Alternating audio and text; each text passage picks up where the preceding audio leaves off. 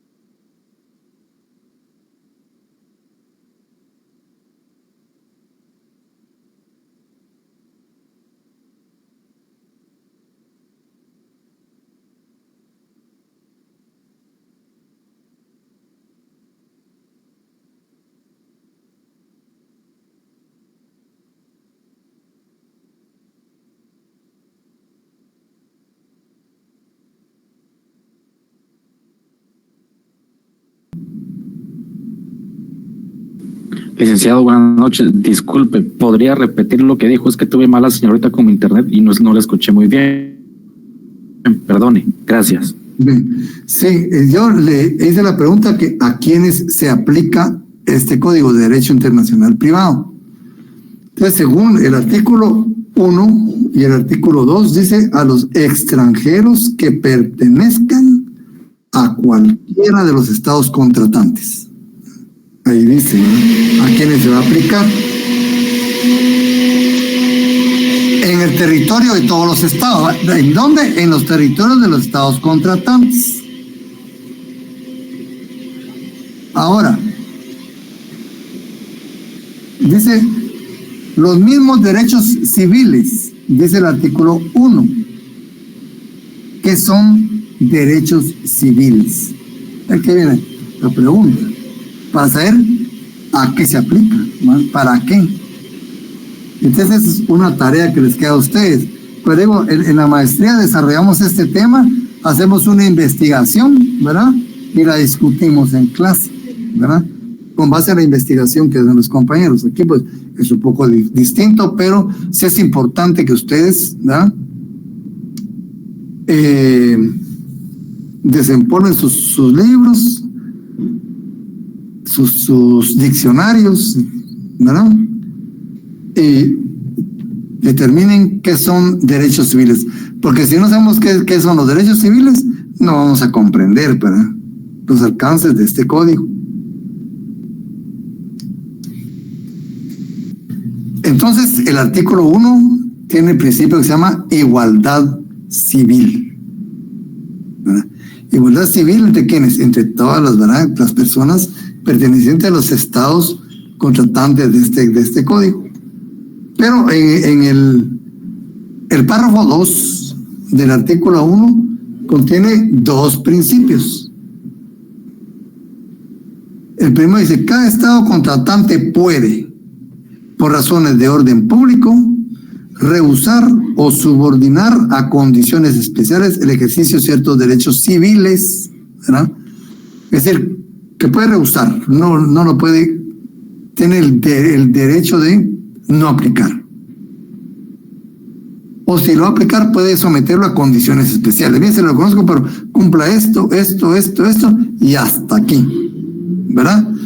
Entonces, esa primera parte se denomina hermetismo del orden público. Pero hay otro principio, y dice, ¿verdad?, cada estado contratante puede, por razones de orden público, rehusar o subordinar a condiciones especiales el ejercicio de ciertos derechos civiles a los nacionales de las demás. Y, dice, aquí empieza otro, cualquiera de esos estados puede, en tales casos, rehusar o subordinar a condiciones especiales el mismo ejercicio a los nacionales del primero. Reciprocidad. Ven como vamos ampliando el conocimiento, ¿verdad?, de este solo artículo. Entonces contiene, de primero nos dice a quienes se aplica este código. Después dice qué principios contiene.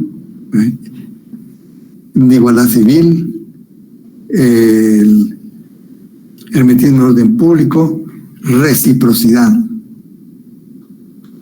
Para que ustedes ya comprendan bien, van a investigar qué son derechos civiles. El artículo 2 ya nos habla también, los extranjeros que pertenezcan a cualquiera de los estados contratantes, otra vez bien, extranjeros que pertenecen a los estados contratantes, gozarán asimismo en el territorio de los demás de garantías individuales idénticas a las de los nacionales, salvo, ahí hay otro principio, ¿se dan cuenta? Entonces, esta parte tiene lo que se denomina seguridad política idéntica. Desde el principio, seguridad política idéntica, nos habla de garantías individuales idénticas. Salvo, dice, salvo las limitaciones que en cada uno establezca la Constitución y las leyes. Otra vez, hermetismo del orden público. Pero también nos dice, ¿ves? En que ese artículo 2, las garantías individuales idénticas no se extienden, pues no se van a extender, pero, dice ahí, salvo disposición especial del legislador interior, ¿verdad? Salvo que cada estado, ¿verdad?, lo permita por su propia legislación, ¿verdad?, al desempeño de funciones públicas. Ahí, si no está permitido, no se violan derechos, ¿verdad?, garantías individuales, si no puede ejercer una función pública. Aunque hemos visto que en Guatemala hay extranjeros que buenos puestos tienen en el estado, tienen mejor que muchos nacionales, ¿verdad? A funciones públicas, al derecho al sufragio y a otros derechos políticos. Es decir, que algunos estados pueden dar cierta cobertura de participación política.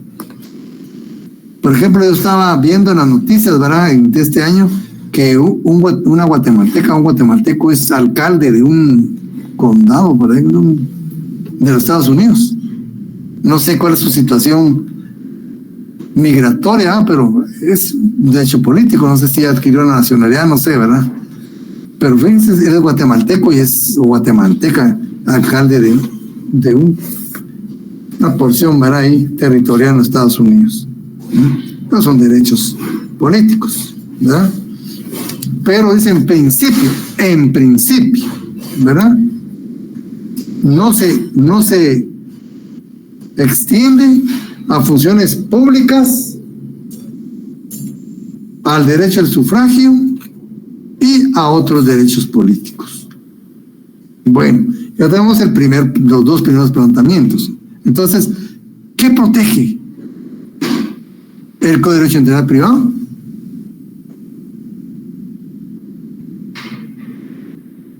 ¿Qué protege? Derechos civiles de los extranjeros en otro país también, o sea, que las relaciones se tutele siempre la guarda de la persona con sus derechos civiles. Derechos civiles, muy bien. ¿Y qué otro? Garantías individuales. Ese es otro tema, ¿verdad? Garantías individuales.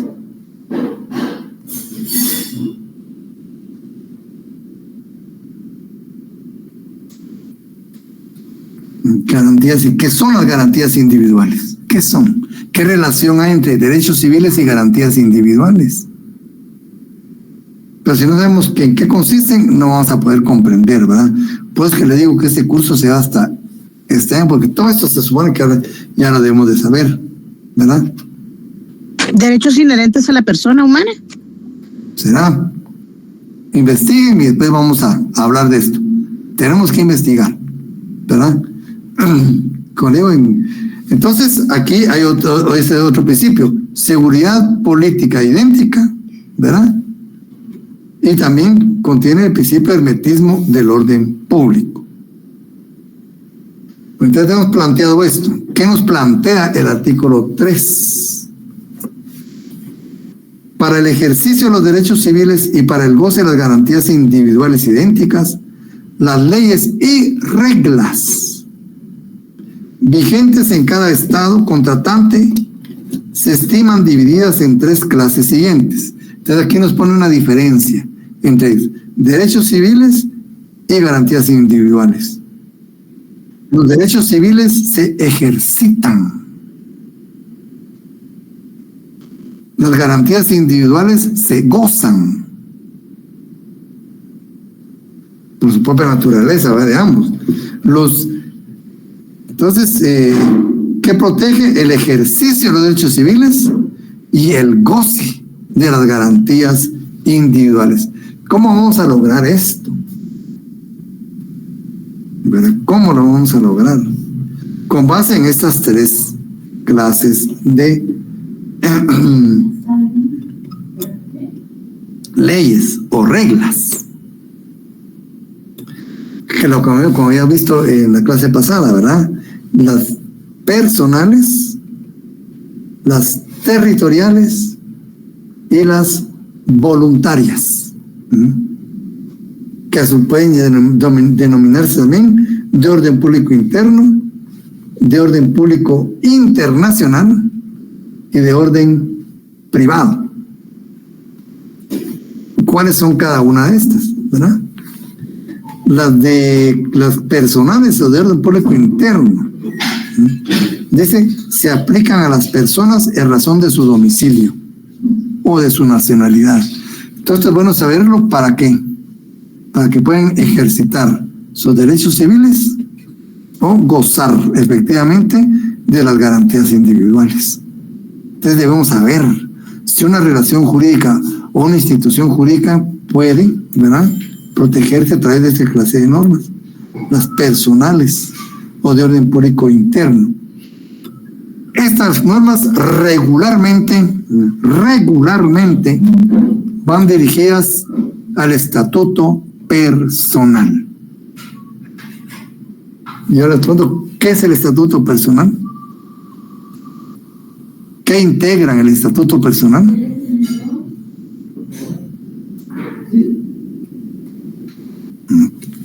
Todo eso tenemos que volver a estudiarlo a ustedes.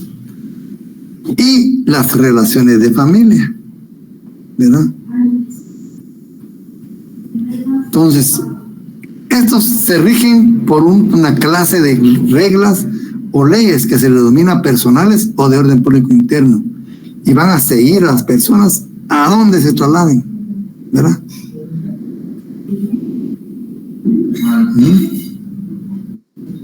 Y las siguen aunque se trasladen a otro país. El estado de casado, ¿no es así, Gloria? Perdón, Lick, o sea, las personales son por razón del domicilio y la nacionalidad. Así es. Pero sigue a donde vayan porque siempre van a ser nacionales y van a guardar sus garantías del estado interno. No. Una sociedad a usted le da un estado personal, ¿verdad? Que puede ser su estado de casada, soltera, sus relaciones de familia. Todo eso se va a regir en atención al lugar donde usted vive y es, ¿verdad? Y eso lo va a acompañar a usted en todas partes. Aunque se traslade de estado. Aunque usted se traslade, ¿verdad? Por ejemplo, su situación de casada, si usted fuera casada, ¿verdad? Usted se casada en todo el mundo. No importa. Y van a tener que respetar esa condición suya.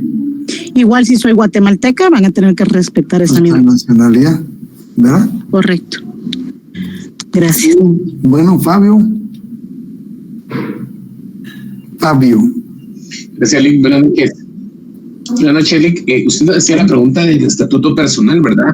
Sí. Esto directamente va a las personas en su situación jurídica dentro del carácter extraterritorial, ¿verdad, licenciado? Así es. Ajá. Pero se adquiere dentro de una circunscripción social y territorial, ¿verdad? Pero eso no implica que usted ahí viva todo el tiempo. Por ejemplo, todos nosotros tenemos familia en Estados Unidos, ¿verdad? Por ejemplo, si fueron casados, se supone en principio que son casados allá. Tienen que ser. Y las relaciones de familia no se pierden. Sucesiones, ¿verdad? Esos lazos, ¿verdad? No se pierden. Esas van en atención al estatuto personal. Pues les digo, denle una leída al tema del estatuto personal, ¿verdad? En derecho civil, que lo integra, que lo forma, ¿verdad? Principalmente el Estado y la capacidad. El Estado y la capacidad, ¿verdad? Para que ustedes vayan comprendiendo todas esas situaciones, ¿verdad? Entonces, las que se aplican a las personas en razón de su domicilio o de su nacionalidad. Guatemala, ¿cuál sigue? Vamos a ver. Y las siguen aunque se trasladen a otro país. Si nosotros vamos a otro país, si somos solteros, vamos a seguir siendo solteros. Si somos casados, vamos a tener esa condición de casados en cualquier parte del mundo, ¿verdad? A veces se les denominan personales o de orden público interno. Pero hay otra clase de reglas, otra clase de leyes. Aquellas que se aplican a todos sin distinción de nacionalidad. ¿Pero a quiénes? A los que se encuentren en el territorio nacional. ¿Sí, Antonio? Licenciado, disculpe. Con el Estado civil me generó una duda, porque usted dice que si yo me caso o nos casamos acá en Guatemala o en cualquier país, a donde quiera que vayamos, pues vamos a estar casados, porque va a ser y todas las consecuencias que nacen de eso. Exactamente. Entonces, ¿qué pasa si yo o cualquier persona que se case aquí en Guatemala y se va, por darle un ejemplo, X país, pero estando allá conoce a otra persona y se quiere divorciar, ¿tendría que venir a divorciarse aquí a Guatemala o al país donde se casó? Sí, fíjese que el derecho internacional privado dice que el matrimonio, ¿verdad?, en cuanto a la forma, debe ser en atención al lugar en que se celebre. Y el divorcio, porque acuérdense que tienen relación, pero son dos figuras jurídicas diferentes, ¿verdad? El divorcio tiene su propia, ¿verdad? Ajá. Él dice el derecho internacional privado se lleva de acuerdo a la ley del lugar del domicilio conyugal. Y eso le explico por qué. Porque fíjense que antes, en Argentina me acuerdo que no existía la figura del divorcio. Y había personas que se querían divorciar, pero no existía. ¿Qué hacían ellos? Por ejemplo, se iban a otro país, llámale Uruguay, ¿verdad? Y se divorciaban en Uruguay. Y ya regresaban divorciados a Argentina. Dijeron, no, este es fraude de ley. Entonces, ¿qué podemos hacer? Vamos a hacer esto, que el divorcio debe llevarse de acuerdo a la ley del lugar, del domicilio conyugal, donde tienen su familia, sus intereses, ¿verdad? Todo, ¿verdad? Licenciado. Sí. Es que en este ejemplo que ponía el compañero, no es, digamos que si fuera el caso de Guatemala, no es necesario que, supongamos, yo me caso y me voy a Estados Unidos y me quiero casar con alguien más allá, no es necesario que yo tenga que venir, sino que existe la figura del mandatario. Correcto. Con representación especial. Y en este caso él puede firmar por mí para que yo me divorcie sin necesidad que yo tenga que venir hasta aquí. Claro. Para ahí vamos. Y esa es otra vez. Y el mandato conforme a qué va a ser, a la ley del lugar en que se otorgue. En Estados Unidos va a ser en el mandato y viene acá y surte sus efectos. Entonces ahí pues, el divorcio, porque como digo, el matrimonio es una figura, el divorcio es otra figura, ¿verdad? Totalmente diferentes. Pero lo que dice el derecho internacional privado, de acuerdo a la ley del domicilio conyugal, para evitar esos viajes por divorcio, fraude de ley, ¿verdad? ¿Y qué se hacía ahí? Ellos alegaban derechos adquiridos, respeto a los derechos adquiridos, y se crea un gran problema, ¿verdad? Entonces, esa es la situación, ¿verdad? Las que siguen, las que obligan por igual, bueno, esas son las que siguen a las personas, ¿verdad? En numeral 2 las que obligan por igual a cuantos residen, cuando digo esa palabra residen está mal, y la Constitución nos pone mejor a quienes se encuentren, dice. Porque como le digo, residencia es un estatus migratorio, y no todo extranjero tiene estatus migratorio aquí, ¿verdad? Entonces esa palabra se estuvo mal puesta. Las que obligan por igual a cuantos se encuentran en el territorio, sean o no nacionales, ¿verdad? Esas se denominan territoriales o de orden público internacional. El ejemplo claro es la ley penal, ¿verdad? ¿Quién comete homicidio? Quien quitare o privare de la vida a otro. No importa que sea mexicano, estadounidense, europeo, africano, asiático, cometerá el mismo delito, ¿verdad? Homicidio. Ese aquí en Guatemala, ¿verdad? Es una ley territorial. Obliga por igual a cuantos se encuentran en el territorio de la República. Omar. Buenas tardes, licenciado. Con una molestia. Usted indicaba de que la expresión residencia pues no es correcta. ¿Cuál es la correcta? Dispense, que no escuché. Gracias. Vamos para esto voy a elegirme y les voy a decir por qué. Como le digo, residencia es un estatus migratorio, ¿cuál usted? Y cosas que ven en Estados Unidos en la gremio residencia, es un estatus migratorio. En Guatemala también no cualquier extranjero es residente. Hay turistas, ¿verdad? Hay personas de paso, ¿verdad? Etcétera, ¿verdad? Entonces, residente, no todos los extranjeros son residentes. Por eso digo que la palabra está mal empleada. La Constitución lo dice mejor. El imperio de la ley se extiende a todas las personas que se encuentren en el territorio de la República. Está mucho mejor, ¿verdad? Se encuentren. ¿Cuál sea su situación? Ese es otro problema. El hecho que esté aquí ya le da un estatus, ¿verdad? Y una relación con nuestro sistema jurídico. Acá aquí dicen los que residen. Los que residen ya tienen también DPI. Entonces esa palabra está un poco mal empleada, pero ahí está, ¿verdad? Esas se llaman de orden público internacional. Y numeral 3 romano, las que se aplican solamente, dicen solamente, ¿ven? Hasta hay como énfasis, ¿no? Solamente mediante la expresión o la interpretación o la presunción de la voluntad de las partes, ¿no? De la voluntad de las partes o de alguna de ellas, ¿no? O sea, denominadas voluntarias o de orden privado. Entonces hay otra clase, ¿verdad?, de instituciones o de relaciones jurídicas en las cuales se les deja un espacio, ¿verdad?, a la libre determinación de las personas. Que el ejemplo que siempre les hago, y tal ustedes lo van a escuchar trillado, parece que no nos saca de ese confort, ¿verdad? Renunciar al fuero del domicilio.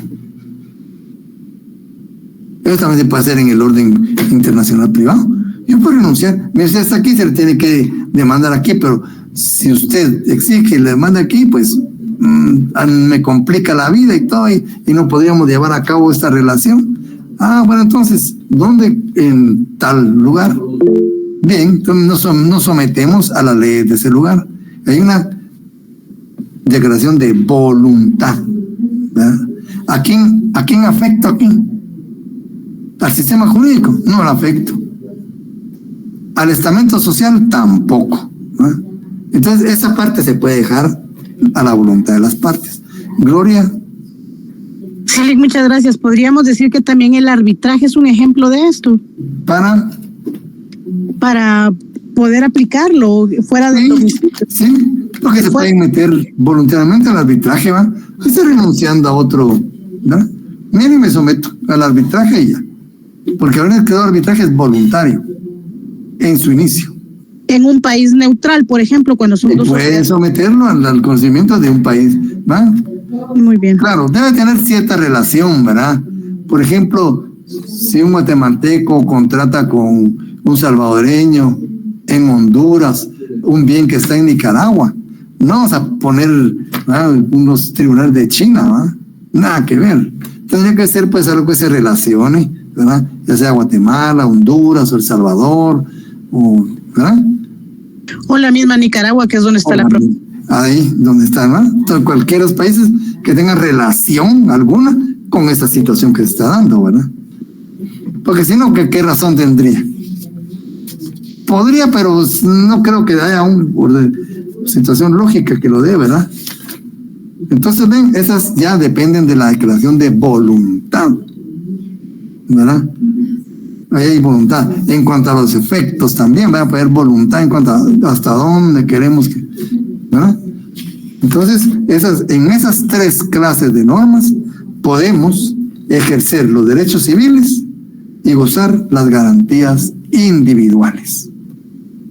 Ahora dice el artículo 4 del Código de Derecho Internacional Privado. Los preceptos constitucionales son de orden público internacional. ¿Cómo interpretarían ustedes ese código? Yo le digo, interprete el artículo 4 del Código de Derecho Internacional Privado. ¿Qué harían ustedes?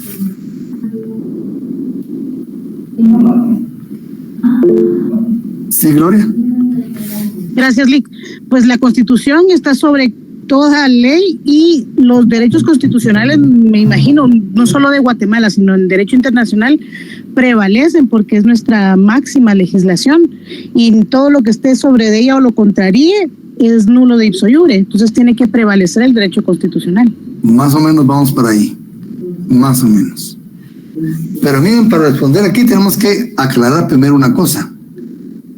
Porque los preceptos constitucionales, nos están diciendo algo, que los preceptos constitucionales son de orden público internacional. Entonces tenemos que averiguar qué es orden público internacional y dónde lo averiguamos.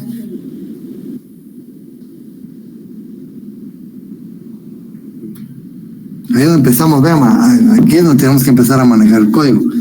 Regresamos al artículo 3 del Código de Derecho Internacional Privado. Numeral romano 2, ¿verdad? Las que obligan por igual a cuantos residen en el territorio. Esa es la naturaleza de las normas constitucionales. Van a obligar a todos los que se encuentran en nuestro territorio, porque eso nos lo dice el artículo 3, que es una norma de orden público internacional, una norma que obliga por igual a cuantos se encuentran en el territorio, sean o no nacionales. También se les denomina territoriales. Entonces, como normas territoriales, el ejemplo clásico que veníamos dando, el Código Penal, ¿verdad? Las leyes penales territoriales, la estafa, la usura, la estafa, el robo, ¿verdad? El homicidio. Eso no dice salvo que fuera español, salvo que fuera estadounidense, no, ahí está el tipo legal, ¿verdad? Y la persona cuya conducta, ¿verdad?, dolosa o culposa encaje en ese tipo, comete ese delito, no importando su procedencia. Se aplica por igual a cuantos se encuentran en el territorio. Pero también, como ven, las normas constitucionales son eminentemente territoriales. Por eso dice el artículo 4 que acabamos de leer, o de orden público internacional. Y eso lo corroboramos aquí. Fíjense, que dice el artículo 153 constitucional. El imperio de la ley se extiende a todas las personas que se encuentren en el territorio de la República. Territorialidad de las leyes constitucionales o de orden público internacional. Pero también tenemos otro artículo en nuestra normatividad ordinaria. El artículo 5 de la Ley del Organismo Judicial. ¿Qué dice el artículo 5 de la Ley del Organismo Judicial? El imperio de la ley se extiende a toda persona. A toda persona. Y aquí no está clara, nacional o extranjera. Residente o en tránsito. A mí residente, este es un estatus, que es el error que tiene el Código de Derecho Internacional Privado. Y aquí también lo aclara, miren, residente o en tránsito, salvo las disposiciones del derecho internacional aceptados por Guatemala, así también se aplica en todo el territorio. Imagínense, esto más amplio, se aplica a toda persona y en todo el territorio nacional. Bien amplio, ¿verdad?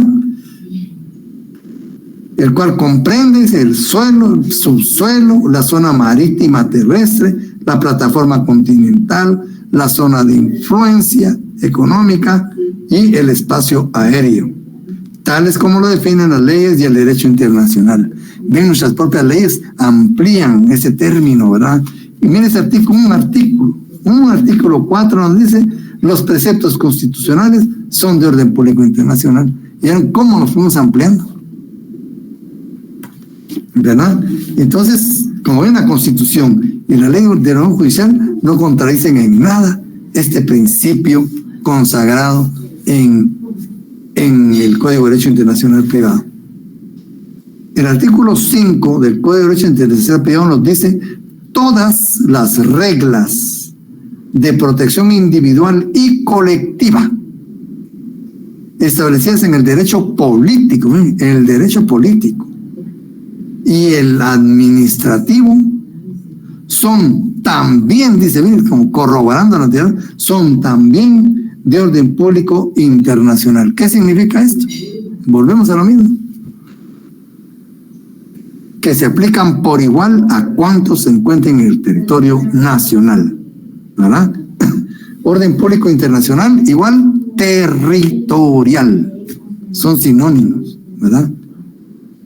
Salvo el caso que expresamente se disponga en ellas lo contrario, ¿verdad?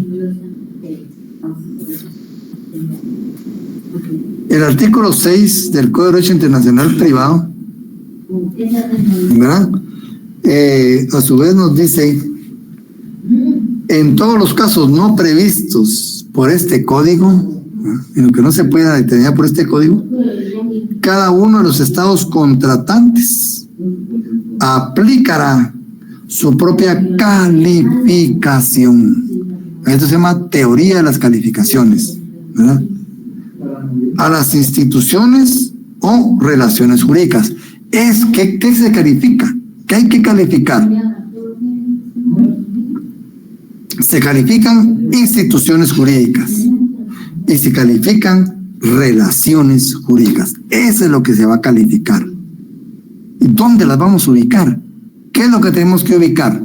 Relaciones jurídicas o instituciones jurídicas, ¿verdad? Ya sea en las reglas, en las leyes personales, o en las leyes territoriales, o en las leyes voluntarias. ¿Se dan cuenta? Entonces dice: en todos los casos no previstos por este código, cada uno de los estados, soberanía, ¿verdad? Cada uno de los estados contratantes aplicará su propia calificación a las instituciones o relaciones jurídicas que haya de corresponder a los grupos de leyes mencionados en el artículo 3. ¿Dónde lo metemos, verdad? ¿Dónde meto esta relación jurídica? ¿Es personal, o es territorial, o es voluntaria? Cada estado va a determinar, ¿verdad? Como dice nuestra ley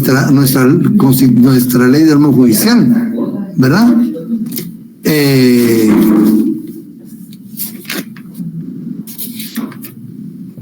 El estado y la capacidad de las personas y las relaciones de familia se rigen por la ley de su domicilio. Nuestra propia ley está diciendo, ¿verdad?, dónde vamos a ubicar esas instituciones, ¿verdad? Entonces dice que cada estado va a calificar la institución jurídica o la relación jurídica. Eso es lo que se califica, ¿verdad? Y ahí, en atención a esa calificación, ¿dónde la va a ubicar? si como ley personal, si como ley territorial o como ley voluntaria, porque incluso, acuérdense ustedes, en algunos estados el matrimonio es un contrato civil, mientras que en otras es una institución social. Entonces ya esto ya nos va cambiando el planteamiento, nos va cambiando las consecuencias, ¿verdad? Por eso es importante. Y cada país va a tener su propia, ¿verdad? Potestad de calificar. Y esto está acorde con nuestra ley del organismo judicial. Artículo 25, miren ustedes. La calificación, habla también de calificar, ¿ya vieron? La calificación de la naturaleza. Mira, aquí es más específico en nuestro código. De la naturaleza de la institución o relación jurídica. El matrimonio es una institución social. Es una institución. Mira, el que el otro dice, el matrimonio, ¿verdad?, es un contrato civil y hay una relación jurídica, no es una institución. ¿Se dan cuenta? Y eso nos va a dar resultados diferentes. Dice el 25, la calificación de la naturaleza de la institución o relación jurídica se efectuará de acuerdo a la ley del lugar en que se juzgue. ¿Verdad? Bastante igual, cada estado, aquí dice el lugar donde se juzgue. Y el artículo 7 habla sobre la ley personal. Dice, cada estado contratante, ahí viene mucho respeto a la soberanía, como ustedes ven, ¿verdad? Mucho respeto a la soberanía. Cada estado contratante aplicará como ley personal, ¿no?, como ley personal, ya vimos, las que siguen a las personas, las que se pegan a ellas aunque se trasladen a otro lugar, la del domicilio o la de la nacionalidad. ¿Verdad? Entonces, Guatemala, ¿qué corriente sigue? Artículo 24, ley del organismo judicial.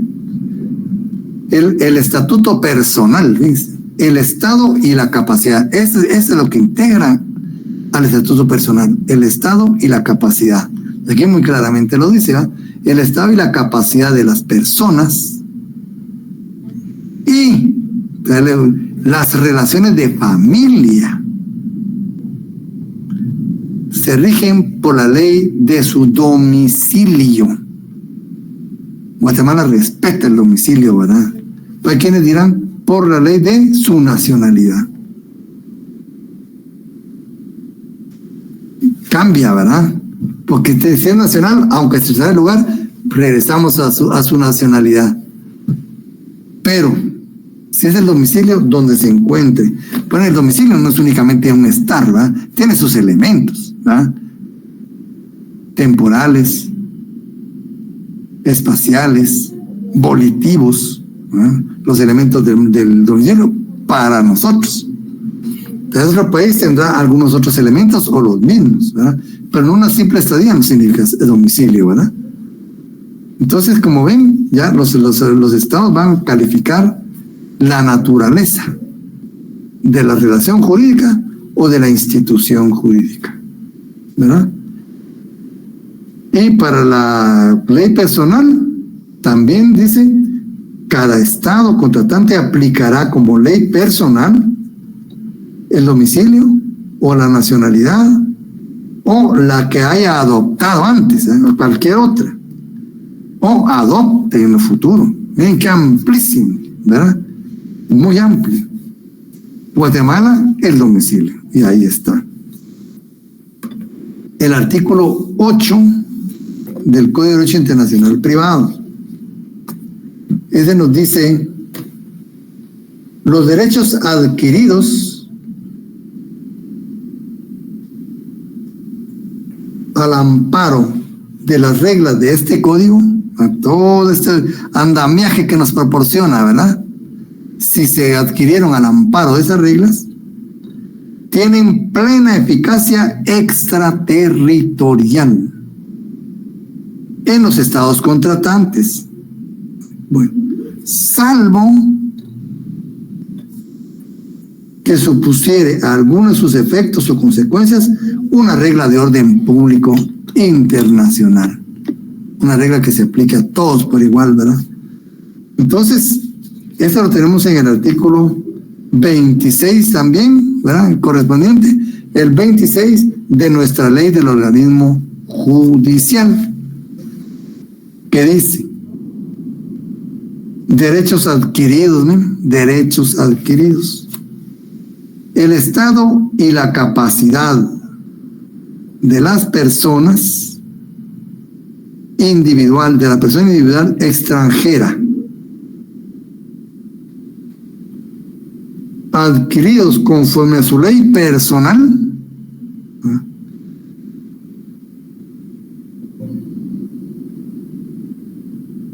será reconocido en Guatemala si no se opone al orden público. Miren qué interesante. El estado y la capacidad, estamos hablando del estatuto personal. Individual extranjera, adquiridos conforme a su ley personal. ¿Cuál sería para nosotros? Del domicilio, ¿verdad? Entonces, para nosotros, su ley personal será reconocida en Guatemala. Aquí estamos hablando de aplicación de leyes extranjeras. ¿Se dan cuenta? Guatemala las va a aplicar, las va a reconocer, dice. Si no se oponen al orden público, ¿verdad? Queda intacta nuestra soberanía. Como ustedes ven, el derecho internacional privado no afecta a la soberanía de los estados. No la afecta en ninguna forma, ¿verdad? Entonces, este principio se llama los derechos adquiridos. Como ven, entonces, en esas reglas generales del Código de Derecho Internacional Privado, tenemos lo que se refiere a la igualdad civil de los extranjeros, ¿verdad? Correspondientes a los estados contratantes. La seguridad política idéntica de los extranjeros que pertenezcan a los estados contratantes. Habla sobre los derechos civiles, ¿verdad? Las garantías individuales idénticas. También hablan sobre la reciprocidad, el hermetismo, el orden público. Y en el artículo 3 nos propone las normas que sirven para atender todas estas situaciones. Derechos civiles, ¿qué derechos puede o no ejercer? Miremos si encaja dentro de una ley personal o de una ley territorial o una ley o una norma voluntaria. Y vemos que los derechos civiles se ejercitan y las garantías individuales se gozan. ¿Verdad? Entonces, con estas tres clases de normas de orden público interno o personales, de orden público internacional o territorial y voluntarias o de orden privado, vamos a resolver todos esos planteamientos que nos pone el derecho internacional privado. Nos va a resolver los problemas del derecho internacional privado frente al ejercicio de los derechos civiles de personas extranjeras y el goce de sus garantías individuales. Eso es importantísimo, ¿verdad? Es muy importante. Eso es la labor colectiva. Aquí se combinan las dos, ¿verdad? La privada, individual, y la colectiva, gubernamental. Porque este estudio, ¿verdad? El Código de Derecho Internacional Privado se realizó a través de los estudios que hicieron personas privadas, pero encomendadas, ¿verdad? Por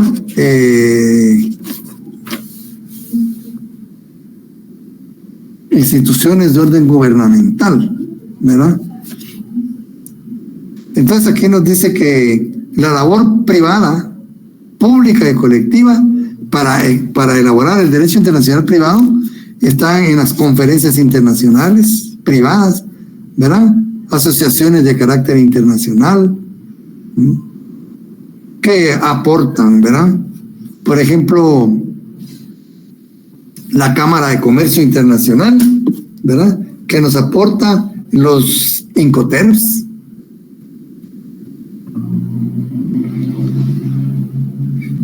la Lex Mercatoria, ¿verdad?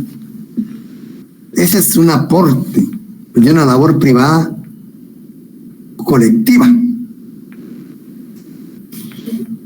Pero también tenemos, bueno, se ha hecho muchísimo, ¿verdad? Pero también la labor gubernamental, ¿verdad?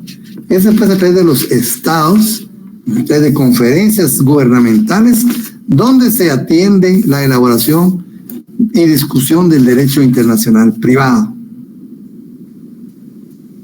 ¿Verdad? Y en la labor americana, obviamente, tenemos pues esto, ¿verdad? Que es de que nos habla y que ya les hablé, ¿verdad? Para que el doctor nos amplíe el tema de los tratados de Montevideo, muy importantes, que todavía, como les digo, desde 1800 y están aún en vigencia. Tienen aplicación actual, ¿verdad? Entonces, como en el derecho internacional privado, pues se ha perfeccionado, se ha desarrollado a través de muchas corrientes, ¿verdad? De muchos caminos que confluyen en su perfeccionamiento. Pero entonces ya vimos pues que si hay aplicación de leyes extranjeras, ¿verdad? Y aquí nos dice el doctor Larios, planteamiento del problema sobre aplicación de leyes extranjeras. Todo Estado es soberano, dice. Es decir, que tiene la facultad de gobernar con exclusión de otro poder. Es una verdad irrefutable, ¿verdad? Esto se manifiesta en todos los poderes del Estado, el ejecutivo, el legislativo y el judicial. En principio, sus leyes tienen efecto territorial. Su efecto de aplicación llega hasta donde llegan sus límites, ¿verdad? Eso es lo que hemos estudiado, ¿verdad? Al plantear lo relativo a la aplicación de leyes extranjeras, estamos hablando de que se acepte en territorio ajeno el efecto de una ley extranjera. Es decir, que entre los límites de otro Estado que es soberano, que tiene sus propias leyes, ¿verdad? Para resolver conflictos jurídicos que ahí se presenten, se aplique en el uso de su propia soberanía, porque eso es lo importante, en el uso de su propia soberanía, una ley que no es suya, que no emitió. ¿Y será que se puede ustedes? Aquí ya vimos, ¿verdad? En la ley del normo judicial, cuando dice el estado y capacidad de las personas individual extranjera adquiridos conforme a su ley personal será reconocido en Guatemala. En Guatemala, ¿sí? Aquí está aceptando la aplicación de leyes extranjeras. Y somos soberanos y tenemos nuestro propio sistema jurídico. Entonces, puede aplicarlo en uso de su propia soberanía. Una ley que es suya, una que no es suya, una ley que no emitió. Pero entonces hay obligación de aplicar leyes extranjeras.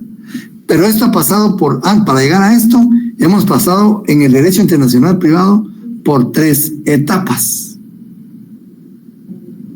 Como ya lo vimos en el transcurso, ¿verdad?, de la exposición. La primera etapa, no aplicación de leyes extranjeras. ¿Se acuerdan ustedes? La territorialidad absoluta de la ley. Yo aplico únicamente mi sistema jurídico a toda persona que se encuentre en mi territorio, sea nacional o extranjero. Entonces, la primera etapa en cuanto a aplicación de leyes extranjeras es no aplicación. La segunda etapa es aquella que nos aportó la escuela holandesa, la cortesía internacional. Es decir, no había obligación, ¿verdad? El Estado la aplicaba en ejercicio de su propia soberanía y de su propia potestad. Pero a la vez, ¿verdad?, pedía la reciprocidad. Allá se iba armando una situación especial con respecto a la aplicación de extranjeras. Pues no se aplica, pero me la voy a aplicar porque quiero, ¿verdad? Posiblemente sea conveniente y por eso vamos a aplicar. Pero cuando un súbdito mío vaya a ese país de que pertenece él, deben también aplicar ese mismo principio nuestro allá. Reciprocidad. Entonces, la primera etapa, no aplicación. La segunda, aplicación por cortesía. Y puedo poner también, entre paréntesis, y reciprocidad. Porque no solo era aplicar y aplicar, no, también exigía algo a cambio. Y la tercera etapa, obligación de aplicar leyes extranjeras. Pero ya vimos que queda un resquicio ahí, ¿verdad?, que es el orden público. Es una como garantía, ¿verdad? Entonces, son las tres etapas. Y en la actualidad dice todos los estados ¿verdad?, concuerdan que existe una verdadera obligación de aplicar las leyes extranjeras, y eso sí es que subrayarlo, cuando éstas procedan. Si proceden, hay que aplicarla.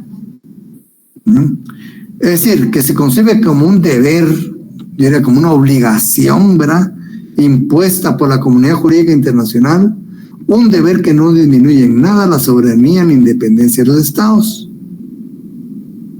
Nuestro país se adhiere a esta tendencia moderna.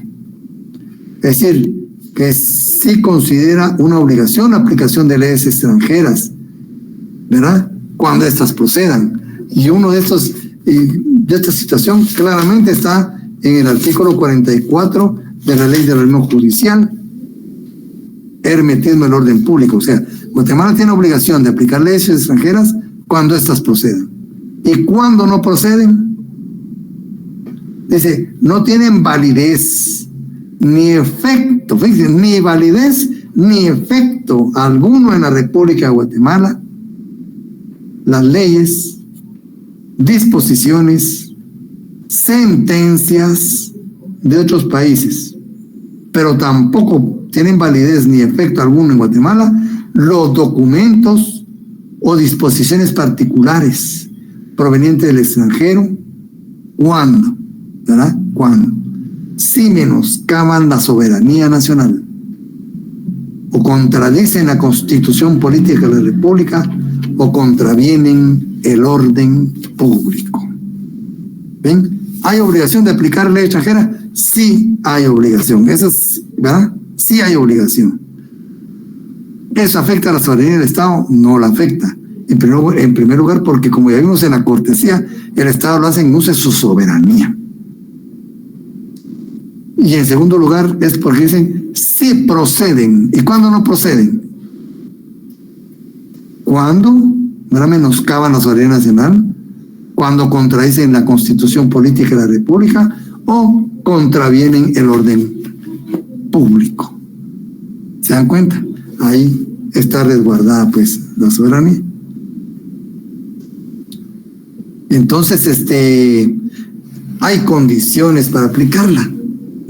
Hay condiciones para aplicar la ley extranjera. Y para esto vamos a leer otra vez el artículo 35 de la ley del organismo judicial. De la ley del organismo judicial. Pero también tenemos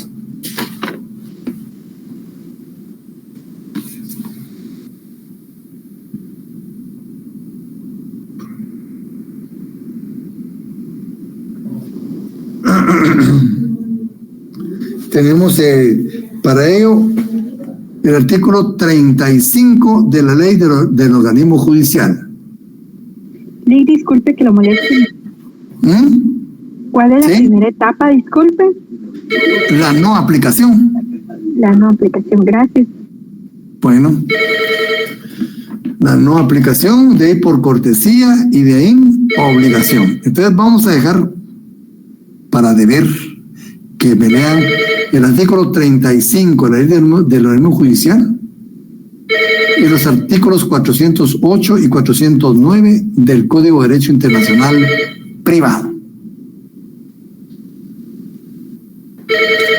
Buenas noches, licenciado. ¿Será que puede repetir los artículos? Disculpe. El 35 de la ley del organismo judicial y el 408 y 409 del Código de Derecho Internacional Privado. Gracias. Me los analizan y en la próxima clase hablamos de ello. Muy bien. Muchas gracias, David. Bueno, jóvenes, pasen feliz fin de semana. Feliz noche y feliz fin de semana. Feliz noche, licenciado. Feliz noche, licenciado. Feliz noche, licenciado.